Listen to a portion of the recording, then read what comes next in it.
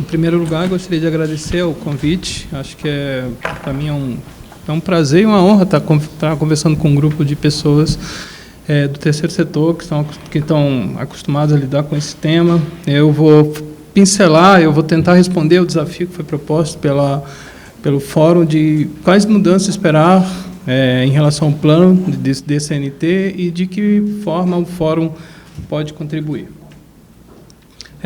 Já é fato, acho que já foi bem explorado pela Débora quanto pelos demais, nós temos um plano de ações estratégicas para o enfrentamento das DCNTs que de 2011 a 2022, ele tem objetivos específicos, é um plano até certo ponto ousado, ele foi construído ao longo de um grande processo de discussão interna envolvendo diferentes órgãos do Ministério da Saúde e academia, e tem algumas partes do plano que eles não conseguiu avançar, aliás, várias partes do plano que ele não conseguiu avançar, mas um ponto que a gente pode considerar como uma receita de bom sucesso é que ele avançou muito, porque hoje nós temos evidências, dados, informações que até 10 anos atrás a gente não tinha, tanto nos inquéritos domiciliares, escolares, entre outros. Então, esse foi um dos principais avanços, mas é um plano assim, que tem uma grande complexidade e envolve diversos setores da sociedade. Isso aqui é só enfatizando alguns pontos, mas eu vou focar principalmente na questão dos dados, até para fornecer mais informações para vocês. Primeiro ponto, assim, a redução da taxa de mortalidade prematura por DCNT, ela tem ocorrido numa faixa de 4,7% dentro desse período.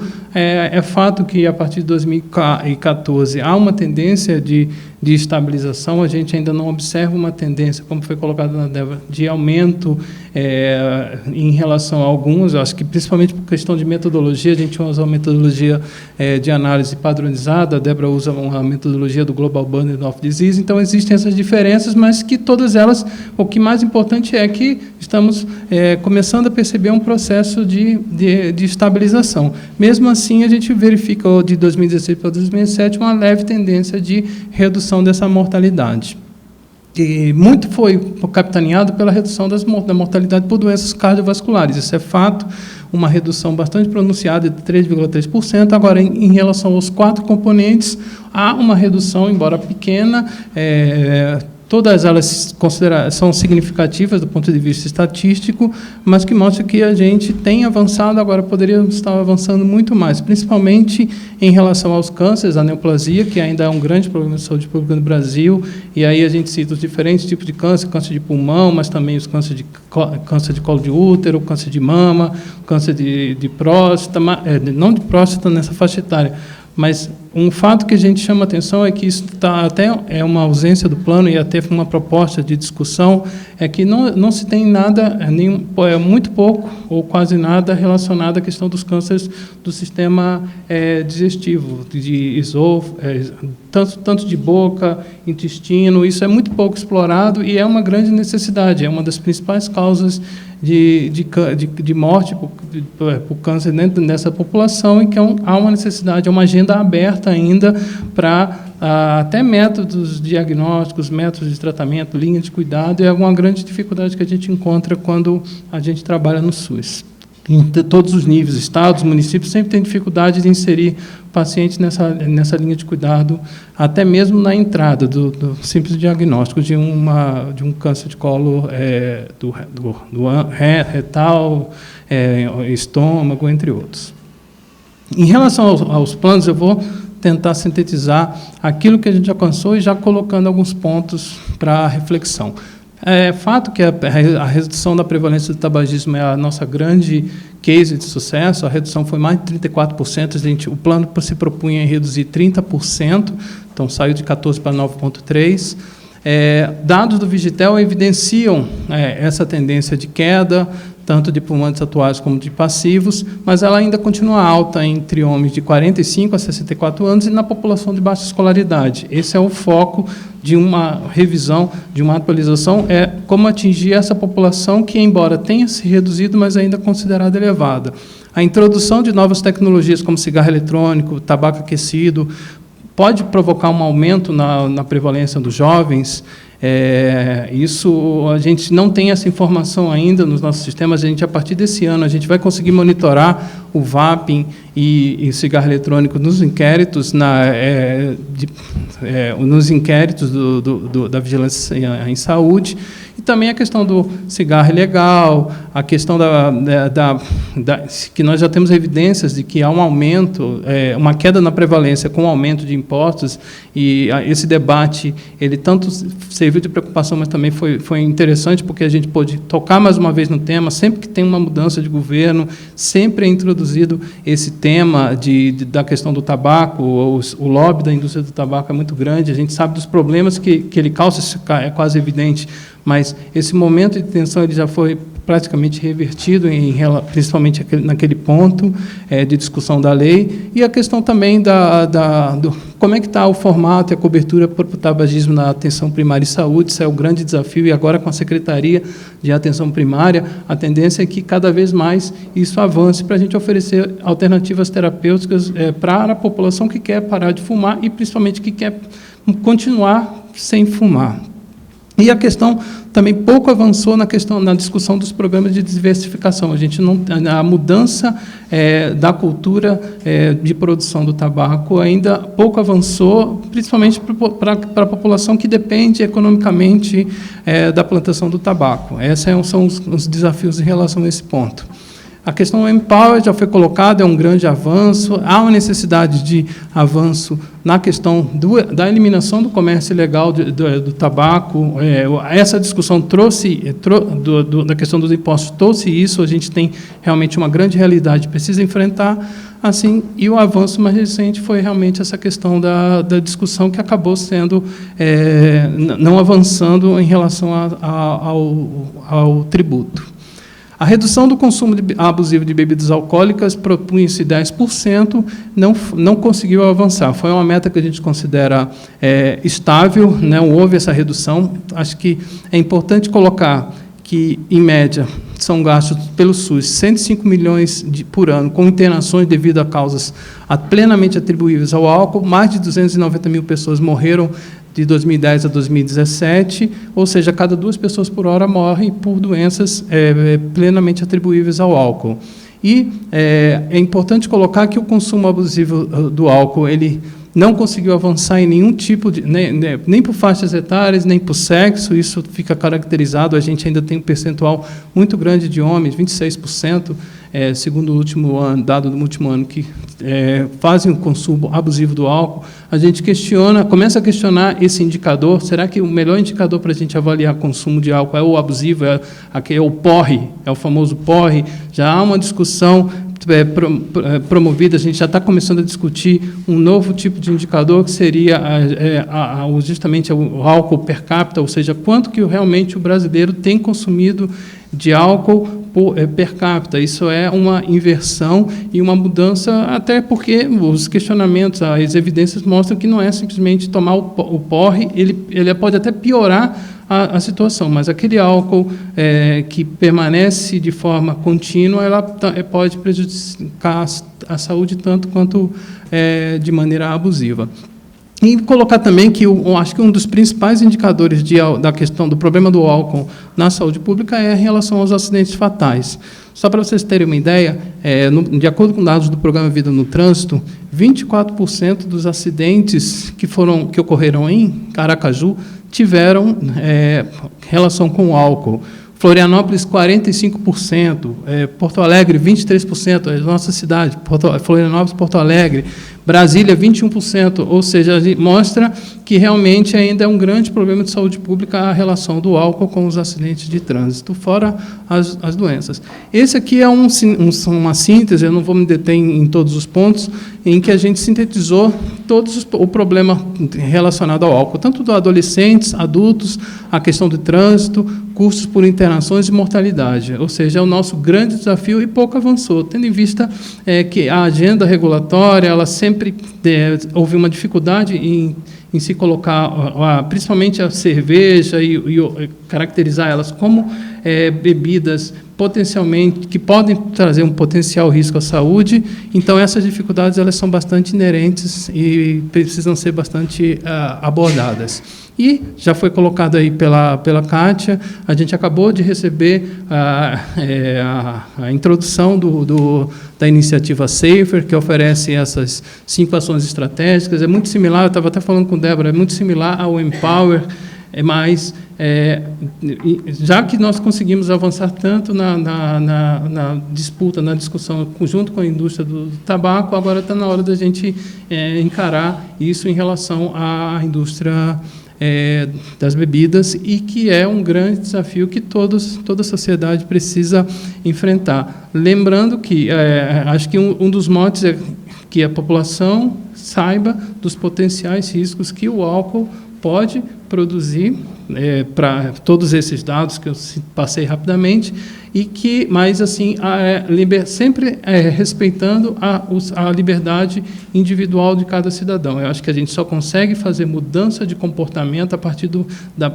primeiro do conhecimento da pessoa sobre o problema e, em paralelo a isso, a questão da própria regulação e de você diminuir cada vez mais as oportunidades para que haja essa exposição.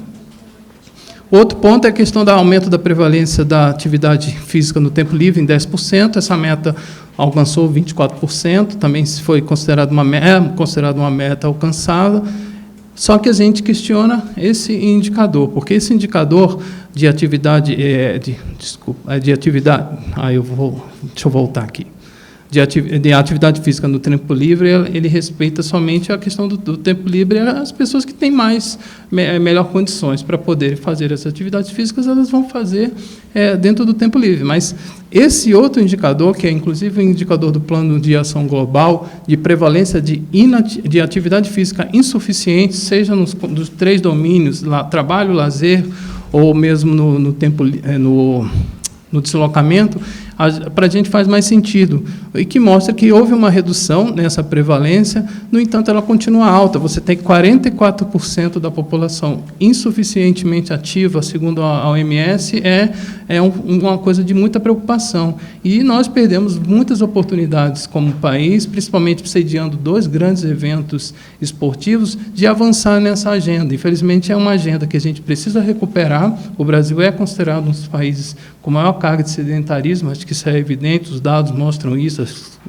Não perdemos tempo, a gente tem reduzido, só que a gente ainda tem 44, de cada 100, 44 pessoas que não fazem atividade física suficiente para gerar uma resposta de saúde, de proteção à saúde.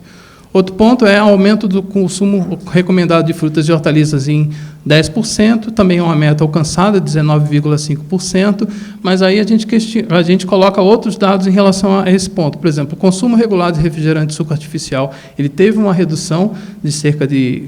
aqui está 53% no período, mas a gente vê que nitidamente saiu de 26%, caiu para 14%, o que mostra que foi bastante eficiente as mensagens, mas e também outros pontos que a gente é importante colocar, como a questão do guia alimentar, que foi explorado tanto pela Débora, Kátia, pela Lívia, a questão do guia para menores de 2 anos, a questão do Plano Nacional de Redução do Açúcar de Alimentos Industrializados, a questão do sódio, e a participação nas agendas internacionais de revisão de rotulagem nutricional de alimentos que tem avançado no Brasil.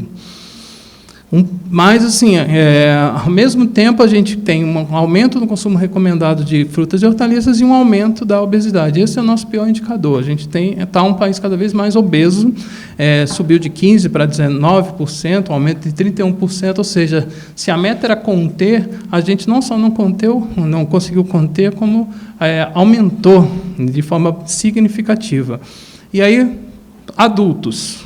Crianças é a mesma coisa. Dados que a gente tem, tanto do SISVAN, Sistema de Vigilância Nutricional, quanto do GBD, quanto da POF, mostram que a gente tem uma prevalência cada vez mais crescente. Tá. Mesma coisa em... Desculpa.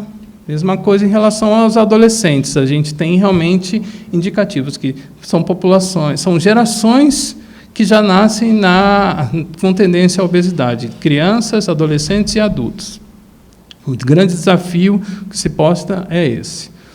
A questão do consumo de sal, que é um indicador fundamental, apesar de toda a agenda regulatória que foi feita para a diminuição do sal, esse dado aqui é recente, foi até publicado recentemente aí pela equipe pela Débora e o pessoal da Fiocruz, mostra que o consumo diário médio da população, segundo a PNS 2003, foi 9,3 gramas por dia, o recomendado é 5. Então, infelizmente, a gente não vai ter na próxima PNS essas medidas para a gente comparar o que avançou em relação a todo esse período, mas a gente pode perceber que, em 2013, ele reduziu com a idade, quanto menores nos grupos mais idosos, acho que justamente por conta disso, para controle da pressão, aquela coisa toda, e na região sudeste apresentou maior do que na região norte.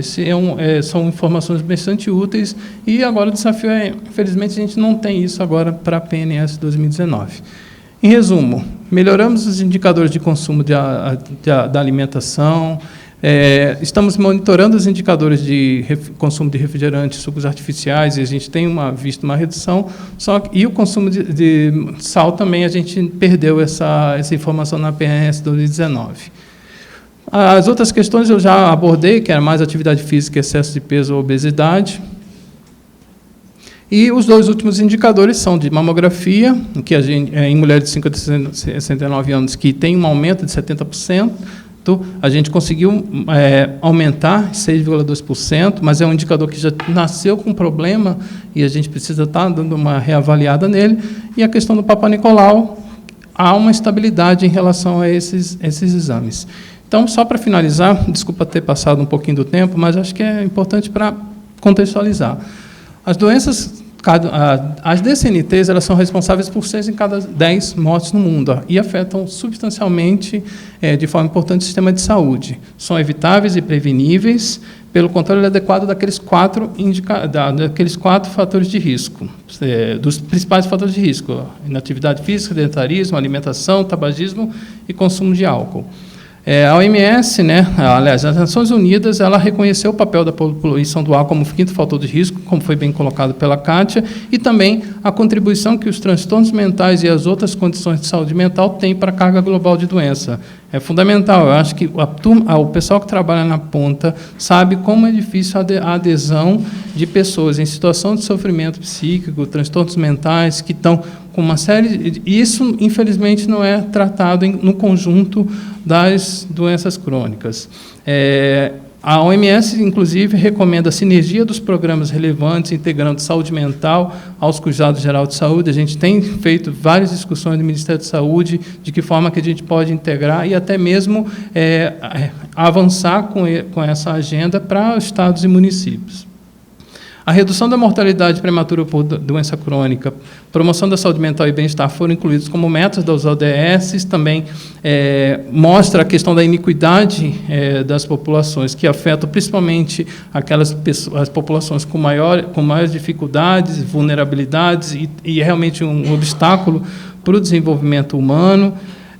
As metas vêm apresentando progressos insuficientes ainda em relação à questão do plano global, principalmente na questão da mortalidade, do tabagismo, do consumo, e aí a gente coloca a detenção da obesidade e a eliminação da gordura trans dos produtos industrializados como os grandes problemas. E, finalmente, a prevenção e controle das DCNTs e promoção da saúde mental requerem esforços tanto nacionais articulados intersetorialmente, por isso esse fórum aqui é fantástico para que haja esse tipo de engajamento, adequado financiamento e também uma melhoria na capacidade humana de atuação.